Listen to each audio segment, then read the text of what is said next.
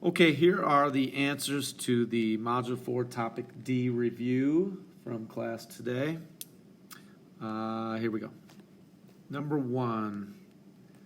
Well, Darnell and Hector ride their bikes at constant speeds. Darnell leaves Hector's house to bike home. He can bike 8 miles in 32 minutes. So this is Darnell, and it's 8 miles in 32 minutes. That's distance, 8, over time, 32. And we set that equal to distance, which is our dependent variable y, over time, which is our independent variable x. And then we can use means extremes. We get 32y is equal to 8x. And then to isolate the y, we just divide each side by 32. All right, and that gives us y equals 8/32 is 1/4 x. Y equals 1/4 x. All right, now let's talk about Hector. 5 minutes after Darnell leaves, Hector realizes that Darnell left his phone, and Hector rides to catch up. Hector can ride to Darnell's house, which is 8 miles away, in 24 minutes. So 8 miles in 24 minutes, distance over time, equals y over x, distance over time, means extremes. 24y equals 8x. Divide each side by 24 to isolate the y.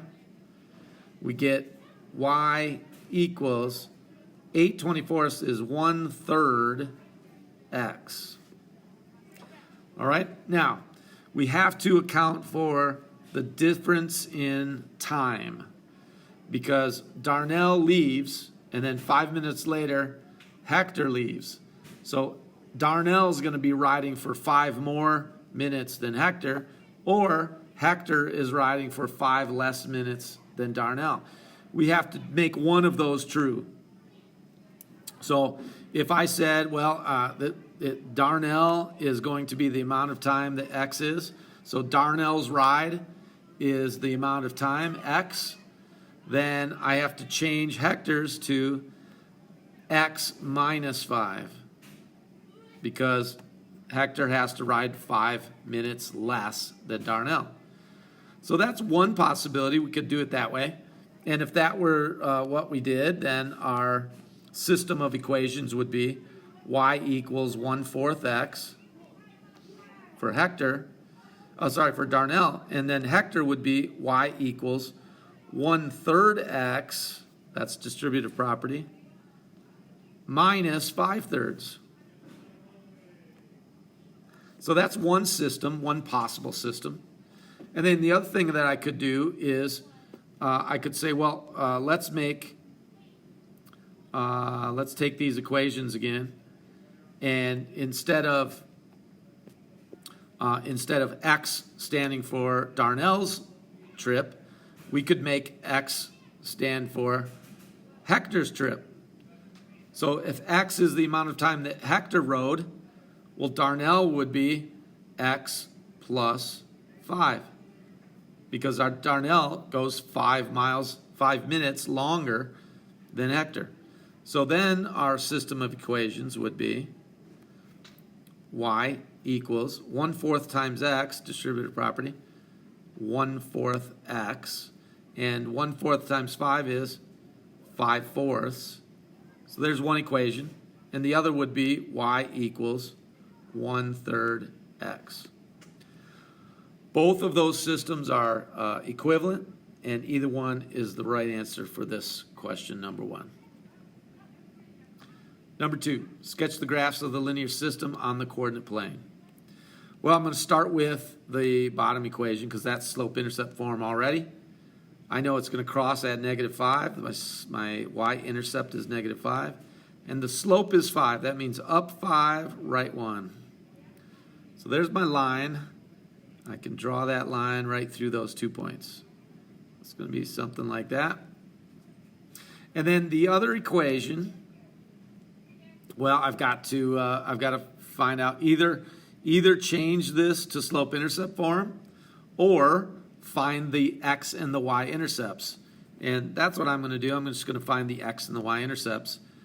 And in order to do that, I just make x 0 or y 0. So first one, I'm going to make y 0. So that's 2x minus 0 equals a negative 1. And that gives me 2x equals a negative 1. And then if I divide both sides by 2, we get x equals negative 1/2. That means this line crosses the x-axis at a negative 1/2, so that point right there. Then we'll make the x equal to 0, so 2 times 0 minus y equals negative 1. 2 times 0 is 0, so I just get negative y equals negative 1. And if I divide by a negative 1, I get y equals positive 1. So that means my y-intercept is at a positive 1. And that one's right there. Then I can run a line through those 2 points. And when I do, I get my intersection. And the intersection in this case is right here, which looks like it's the point 2, 5. So I think that is the solution to this system. The only way I'll know for sure is to test it out. So in my first equation, which we see here, I'm going to plug in a 2 for x and a 5 for y. So this is going to be 2 times 2 minus y, which is 5, equals a negative 1. 2 times 2 is 4 minus 5. And that does equal negative 1. Yeah, negative 1 equals negative 1. So it checks. 2, 5 is a solution to the first equation in the system. Then I'm going to do the same thing with the second equation. I'm going to replace the y with a 5. I'm going to replace the x with a 2. And I'm going to simplify. So I've got 5 equals 5 times 2 is 10. And 10 minus 5 is 5, so it checks. That point, 2, 5, is the solution to both equations, which means it's the solution to the system. Number 3. For 3, 4, and 5, we just have to decide, do these systems have one solution, one unique solution? Is it that they're parallel and they'll never intersect, so there's no solution? Or are they the same line so that they intersect everywhere and there's infinitely many solutions? Well, best way to know this is to make both equations slope-intercept form. So I'm going to change this y plus 2 equation. I'm going to subtract 2 from both sides. And that's going to give me y equals 5/4 x minus 2. And now if I look at my slopes, I see a 5/4 x and another 5/4 x. So the slopes are the same. When the slopes are the same, I have 2 possibilities.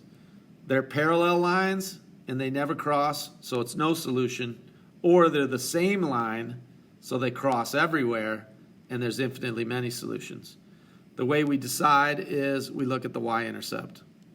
The first equation crosses at negative 3. The second equation crosses the y-axis at negative 2. So since they cross at a different point, I know these are parallel lines. So there is no intersection and no solution. Okay? Same slopes means they're parallel. And they're different lines because the y-intercepts are different. Number 4. Same thing. I want slope-intercept form. So I'm gonna subtract 4x from both sides. I get a negative 8y equals a negative 4x plus 11. And then I want to multiply by the reciprocal of negative 8, which is a negative 1/8. And I'm going to do that same thing over here. Multiply by a negative 1/8. That gives me y equals, well, a negative 1/8 times a negative 4 is a positive 4/8, which would be 1/2 x. And then a negative 1/8 times 11 would be a negative 11/8. Okay, and now I can look at my slopes. And I see the first equation has a slope of 2/3. The second equation has a slope of 1/2. Different slopes means they're going to intersect at one unique point. So there is one unique solution. Cam Putman, if you're in the building, please come to the office. Cam. Number 5. All right, this time I have standard form, and I can, let's see, I could change the first equation and see if I could, maybe get the same equation. If they're the same equation, I know it's infinitely many solutions.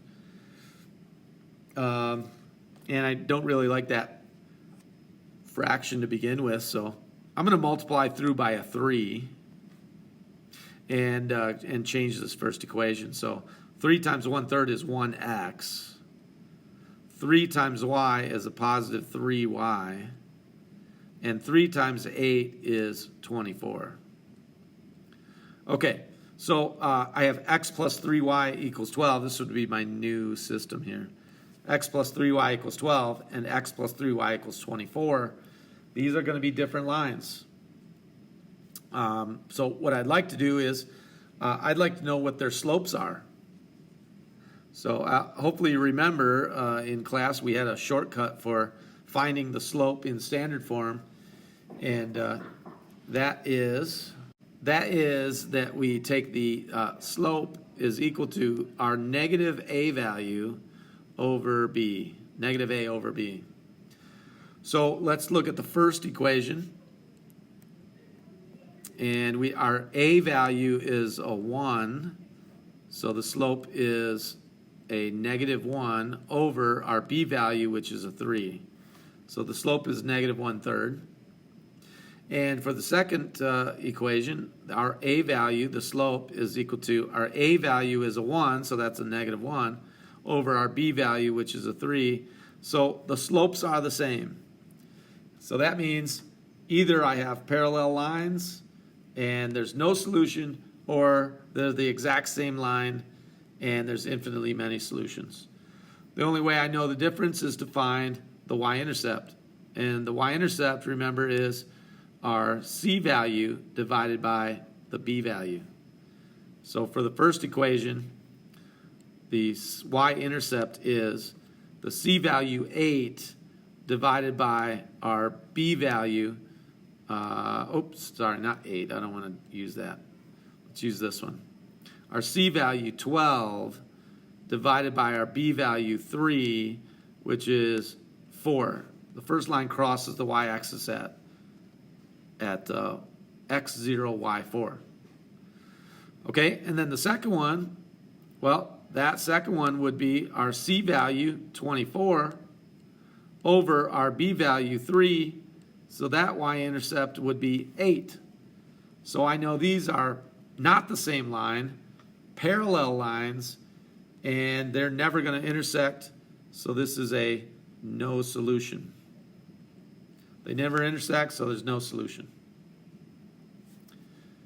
All right, number 6. Finally, we get to solving the systems.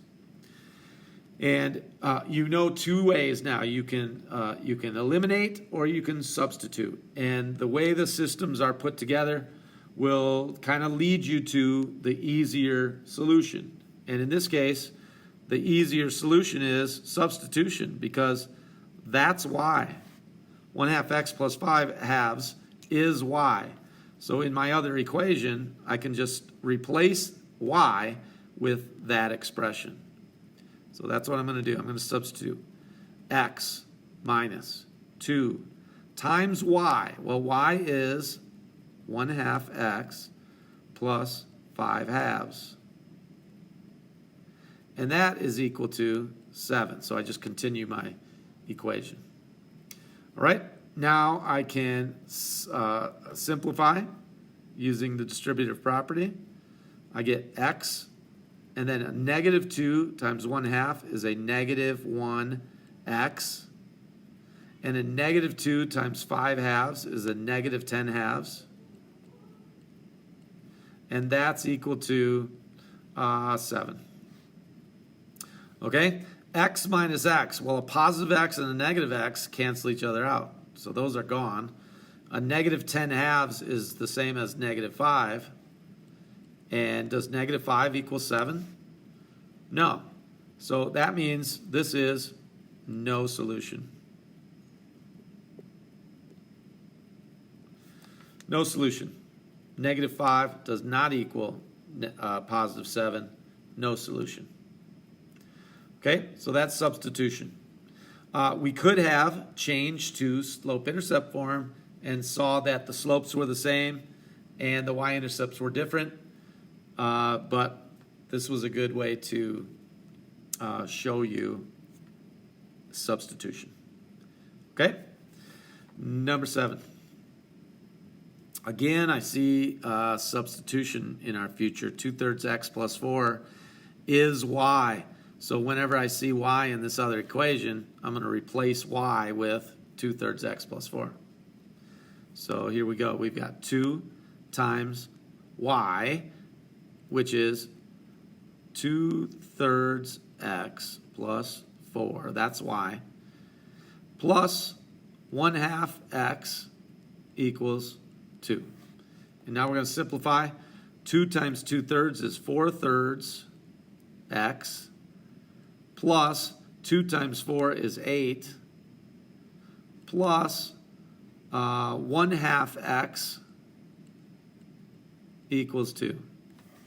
Okay, I need to combine my x's, and I can't do that unless the denominators are the same, so I'm going to make them into 6th.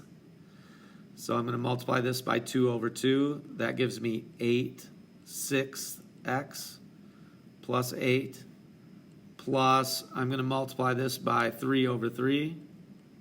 So that gives me 3/6 x, and that's equal to 2. Now I can combine my x's. 8/6 plus 3/6 is equal to 11/6 x plus 8, and that's equal to 2. And then we're just going to isolate the x. So subtract 8 from both sides, and we get 11/6 x is equal to a negative 6, and then multiply by reciprocal.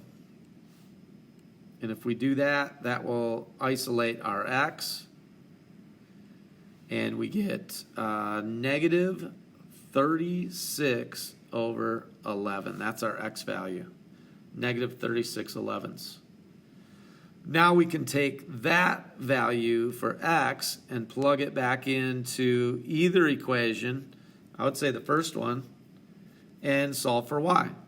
So let's do that, and we'll get our x and y values. So y equals 2/3 times x, whatever x is, well, that's negative 36/11.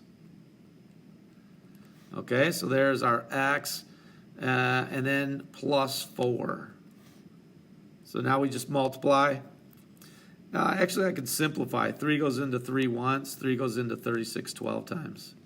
So I get 2 times negative 12, that's a negative 24, over 1 times 11 is 11.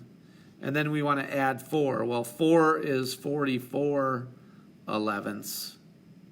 So I have a positive 44 and a negative 24, leaves me with 20/11, and that's our y value.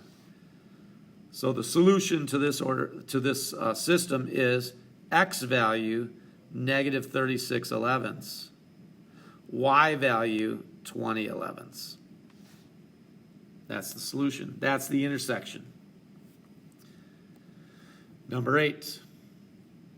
Well, I've already got both equations in standard form, and I see a negative y here and a positive y there. So if I put these two equations together, those two will eliminate each other. And that's what I want. If I can get rid of one variable, then I can solve for the other. So let's do that. Let's put these together. 2x and a negative 3x is a negative 1x. The y's cancel each other out. And then a positive 4 and a negative 2 is a positive 2. So to solve this, to get x alone, I just divide by a negative 1. And I get x equals a negative 2. And then once I know x, then I can take this value and substitute it into either equation. I'll use the top one. All right, so if we do that, I get 2 times x, which is negative 2, minus y equals 4. 2 times negative 2 is a negative 4 minus y equals 4. Add 4 to both sides. We get a negative y equals 8 and divide by negative 1. And we get y equals negative 8. So the solution to this system, x value negative 2, y value negative 8. That's our solution. Number 9. Oh, look what I did for you. If we push these together, the x's eliminate. Beautiful. 1y plus another 1y is 2y equals a negative 5 and a positive 7 is a positive 2. Divide each side by 2, and we get y equals 1. Couldn't be simpler. Y equals 1. I'm going to take that value, plug it into either equation. I'll use the second one this time. And solve for y. Sorry, solve for x. So we get 3x plus y, which is 1, equals 7. Subtract 1. 3x equals 6. Divide by 3. X equals 2. So the solution, x value 2, y value 1. Done. That was a nice one. Number 10. Small boxes contain DVDs, and large boxes contain gaming machines. Okay, small boxes, large boxes. Those are my variables.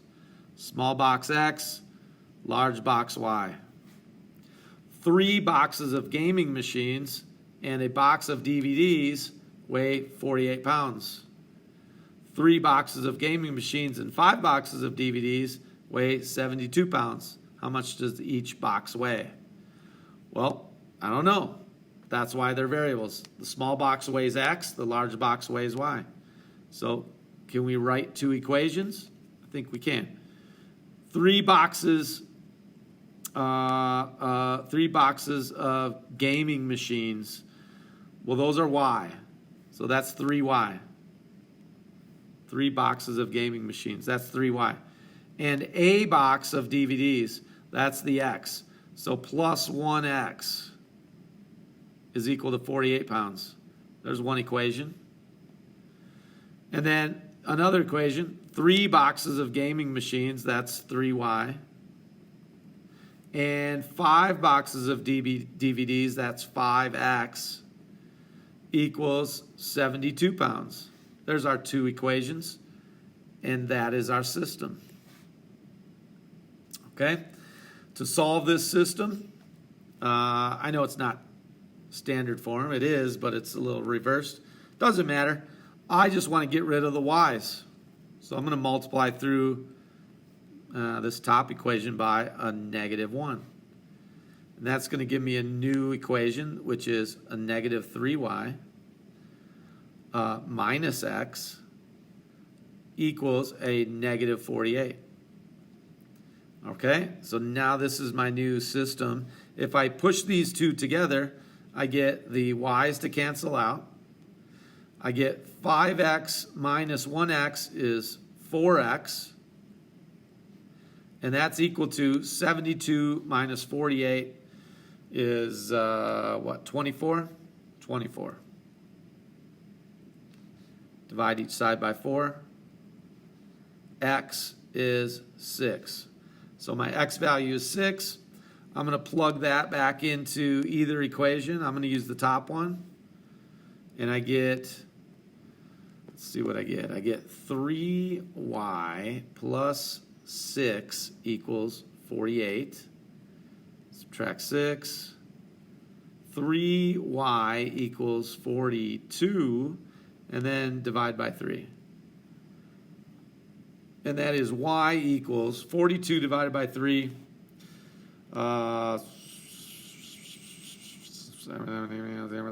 14. 14. So the solution to this system, x value is a 6, y value is a 14. How much does each weigh?